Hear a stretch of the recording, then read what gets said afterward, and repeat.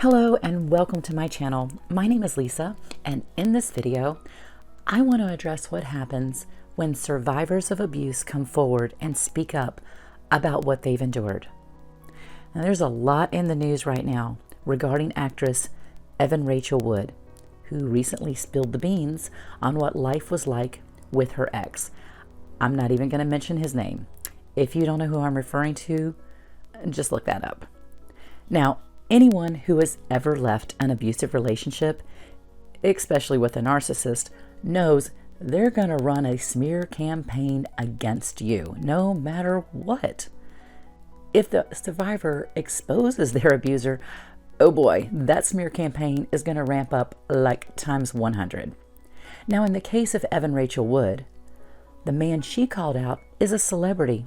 He's rich, he's famous, and he has a slew of fans. I have read so many hateful and victim-shaming comments directed at Miss Wood, and it literally sickens me. Imagine the courage and strength it took this woman to come forward. She knew what she'd be facing: public criticism, public shaming, public blaming. Why didn't she leave sooner? Why did she get involved with this guy in the first place? So for those who haven't experienced abuse, it's easy to sit back and play Monday morning quarterback.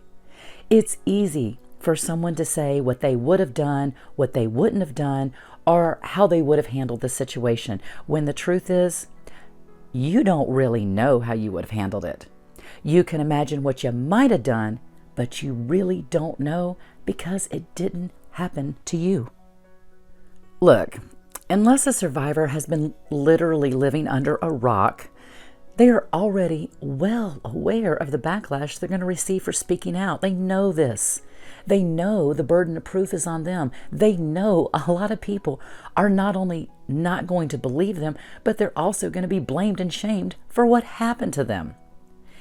Even when a victim comes forward with proof or some kind of evidence of what they endured, this is often questioned, while the abuser will simply state, "I never did that," or "they're lying," or "they were actually abusing me," and that will be accepted as fact. I know, it's ridiculous. This is what keeps the majority of victims silent. This is how victims of abuse are further abused even after they're away from the abuser.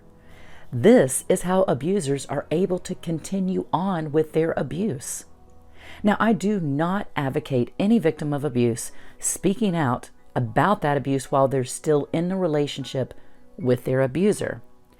I also do not advocate any victim speaking out once they're out of the relationship if they just don't feel safe or for any other reason they may have, because you will face backlash.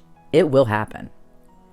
Now, for those who are able and willing to speak up, I applaud you.